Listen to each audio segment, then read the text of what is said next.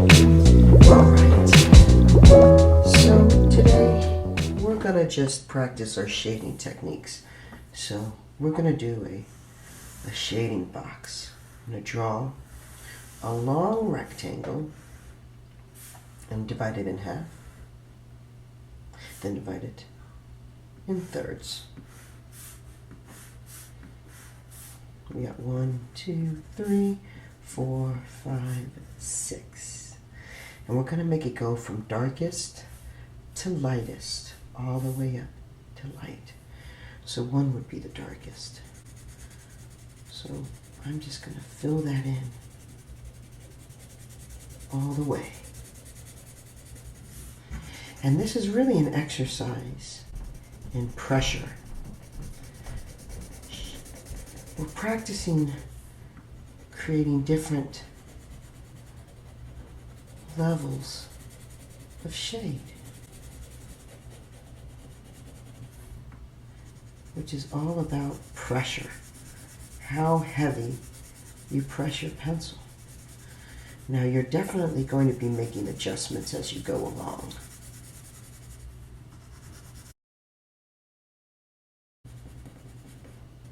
This dark is going to be the darkest I can make it, and the light is the lightest I can make it, because I'm not going to do anything on that.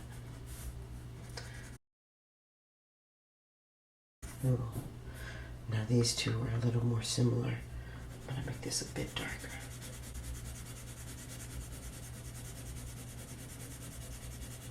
It's almost like cross-hatching, going in a bunch of different directions.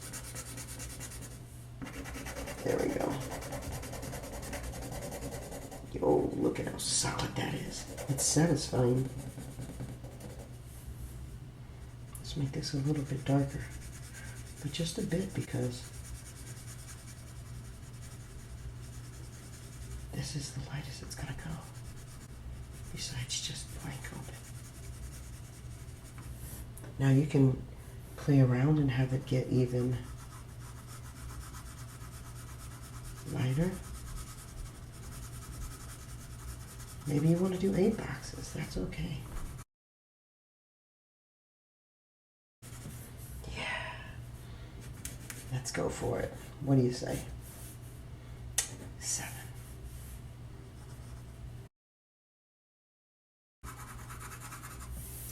Awesome. So look at this. We've got our gradation here from our darkest all the way to the lightest.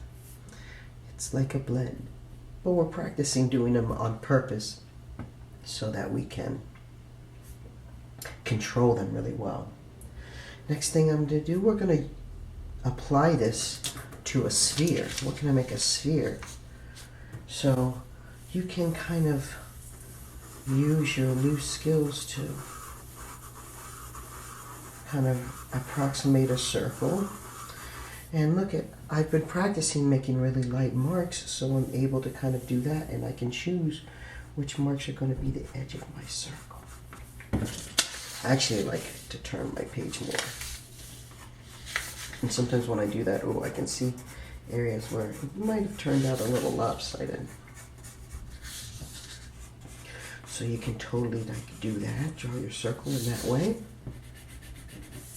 If you want, you can go back and clean up some of your lines, but it's not really necessary. Ooh, look at how I blended that. So much that. Doesn't matter. So what we're going to do is practice doing this skill on a sphere or a 3D ball. And what I'm going to do is plan it out, because here, this is my highlight, and I'm making this really lightly. But this part is going to be 7, and then it's going to get down to different numbers as my circle gets bigger as it goes down. Let's see here. We're going to actually take a small one, and we're going to make this one right before the edge. Here's the actual edge. This one right before this, we've made a little section. That's going to be the darkest.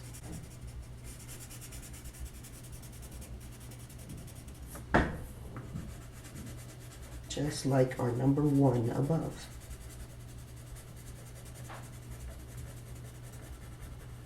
goes right up to the edge there. Meets the edge.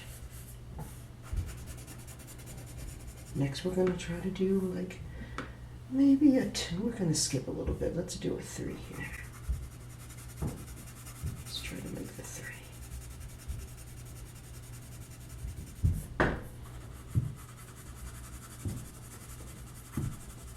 Right up to the edge. Go ahead and overlap right there. You don't want a little halo effect.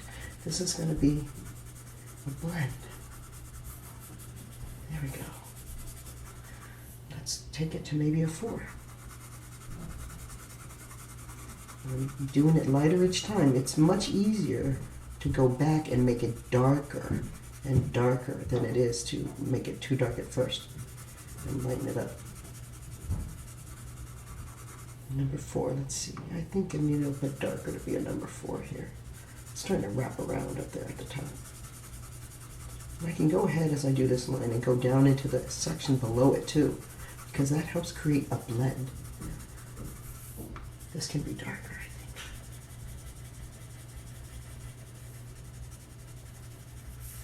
think. All right, let's take it to a 5.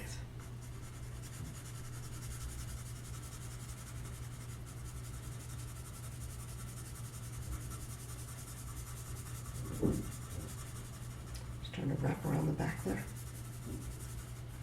I'm going to make this a little darker too. We can make adjustments as we go.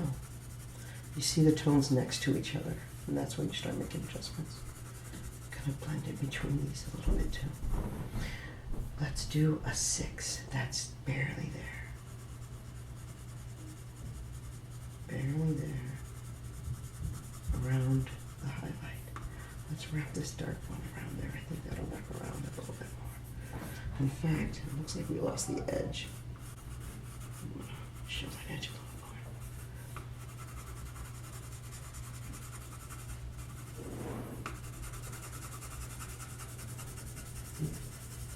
Kind of work on blending in between the two. I'm not pressing hard still. I'm just adding more layers in between. All right, let's go back and darken this edge here. Yeah, it feels good. And the last thing we're going to do to make our sphere really come to life is add a cast shadow. That's the shadow that's cast onto the ground from wherever the light's coming from. We made the light coming from up here, like there's a lamp shining down there. So we're going to make the cast shadow on the opposite side. That would be the darkest. It's going to be the same shape as our object, except it's going to be elongated. So we're going to attach it to the bottom because our thing is sitting on the ground. So I'm going to do a little bit there, but mostly stretch it out. Stretch out along like that. And cast shadows. What number do you think they are going to be? 1. They're the darkest. No light is touching the ground because our object is blocking it, casting that shadow down. So we are now finished with our sphere.